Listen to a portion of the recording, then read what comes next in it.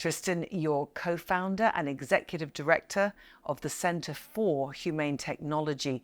What are your most pressing concerns of the impact of AI on our world today? Well, a lot of people know our work through the Netflix documentary, The Social Dilemma, which we think of social media as first contact between AI and humanity, because it was AI pointed at 3 billion people's brains. When you swipe to see a next TikTok video, how does it pick which TikTok video you see, or the next tweet, or the next Facebook post? It activates this supercomputer that was calculating one thing, which is what is going to keep you scrolling here the longest. And so we already saw what happens when AI contacts humanity.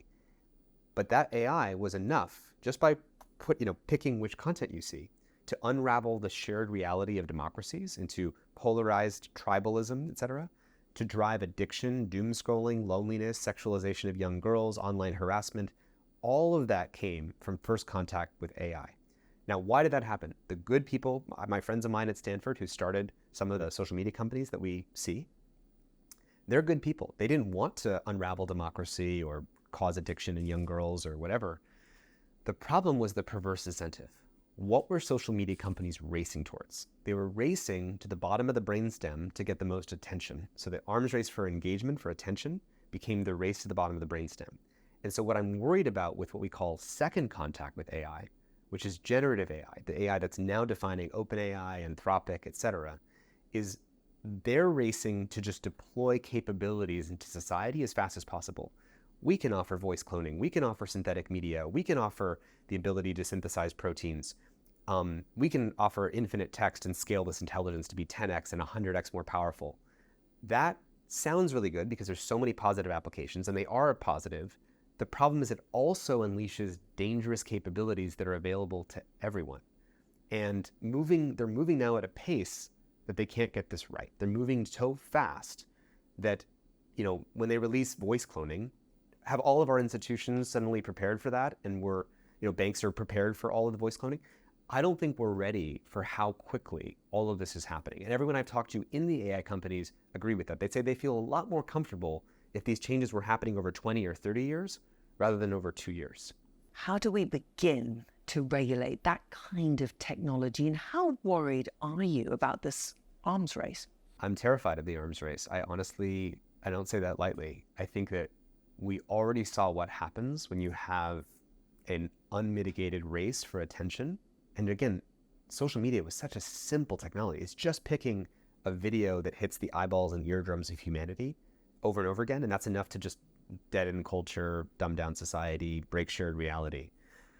The arms race between AI companies now, they will say, if, we need an emergency brake. Sam Altman, I think, himself said, at some point we will need a pause button, a stop button, because if they train the next model and it has dangerous capabilities, like to be able to exfiltrate its own code or to deceive humans or do automated science, they need to hit a red button that says, let's stop.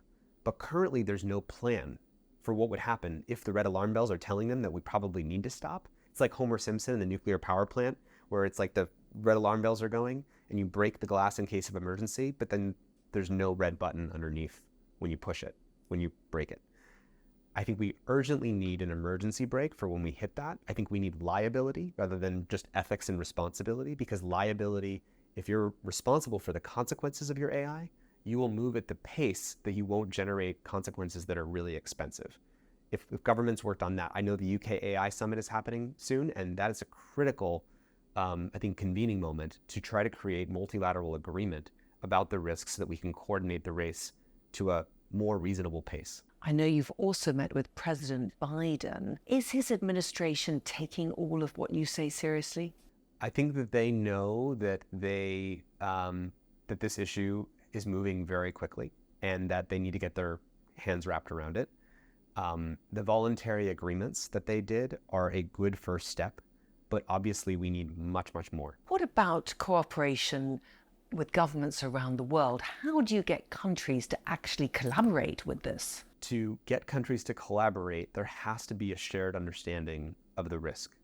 I believe it was the case that when the US first came to China and said we have to collaborate on climate change, China looked at it as some kind of US psyop to say, you're just trying to convince us to slow down our GDP growth when you've been polluting for all this time.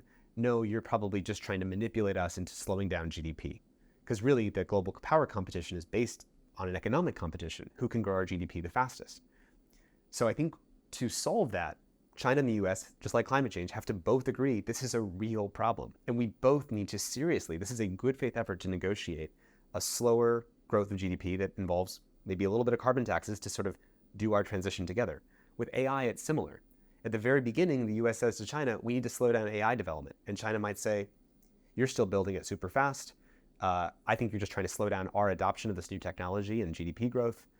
What would it take to create trustworthy agreements? And I think if we both see the risks as truly, and we stare into each other's eyes and we say, I know that you're seeing the same risks that you're seeing. We're seeing the same risks together. That creates the basis for agreement. And I think that the UK summit that's coming up is a really excellent opportunity. I don't know whether or not China's invited or not. I think we have to think about what would create this basis for multilateral agreement. Of course, everyone's talking about AI for good in terms of medicines and healthcare. What kind of funding is needed for that? So the idea that AI will help us develop cures for diseases and will help us develop, solutions to climate change, this is all true. It is capable of doing that. But this reminds me of the story that we had with social media. Social media is going to connect us to our friends. It's going to enable small, medium-sized businesses. It's going to enable us to join like-minded communities. All those stories are true. The problem was that social media companies' incentive? Is that what their business model is based on? Making democracy stronger? No. Their business model was what? How much have you paid for your Facebook account or your TikTok account? 0. How is it worth $1 trillion? Because it's harvesting human attention. And every quarter, they have to get more of your attention as possible, which means they have to go lower in the race to the bottom of the brainstem. Charlie Munger, Warren Buffett's partner, said, if you show me the incentive, I'll show you the outcome. The incentive with social media was attention. The incentive with AI companies is not curing cancer and developing solutions to climate change. It's to deploy capabilities and outmaneuver their competitors. If we don't change that incentive, that just leads to releasing capabilities in a way that's very dangerous. We all want the benefits of AI. We all want AI that was strictly applied to, I want a world where AI companies are just solving climate change and curing cancer. That would be great. But we need to change the incentives so that that's the actual future that we get. What about the individuals, though, Tristan? Because you talk to governments, to leaders. It can be very overwhelming for the actual social media user to understand the impact of this kind of technology. One of the issues of modernity and 21st century technologies is that the biggest issues we face are increasingly abstract. Like if you had a graph of how abstract are the issues that we're facing, like forever chemicals. We have forever chemicals in our water, in our air, and they can't be dissipated by the environment. You can't see them, smell them, or touch them. So it's complex, it's abstract. Climate change, it's going to affect different people differently. There's some rainstorms, but it's abstract. AI is an abstract issue. I will say that our film, The Social Dilemma, was seen by more than 150 million people in 190 countries and 30 languages. And I've seen the power that if you show people that the truth behind the glass screen in front of you is the supercomputer pointed at your brain with misaligned goals that are trying to do this other thing, that can activate a public. It resonated like nothing I've ever seen before. And, am I optimistic? I don't know if I'm optimistic. I say, how do we point our attention at what needs to happen in the world and ask, what do we do to close the gap between what is happening and what needs to happen? Tristan, just finally, getting the next 10 years right, which is a theme here at CogX. Yes. Where do you think our world will be within 10 years? Well, I think the default path is not good, to be very clear. And it will take unprecedented action to have that not be the case. I don't have children. I don't know if you have children, but I would like to live in a world where we feel good about the future that we're handing to those around us. I think about living our lives that way so that we can take actions that amount to that.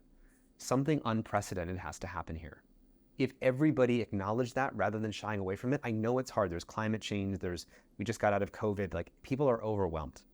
I think that we have to honor the fact that we're burned out and overwhelmed and still ask, for those of us who are agentic in this environment with AI, what can we do to coordinate to get this right for the future, for our children, for the world? Tristan, thank you very much for joining me. Thank you, absolutely.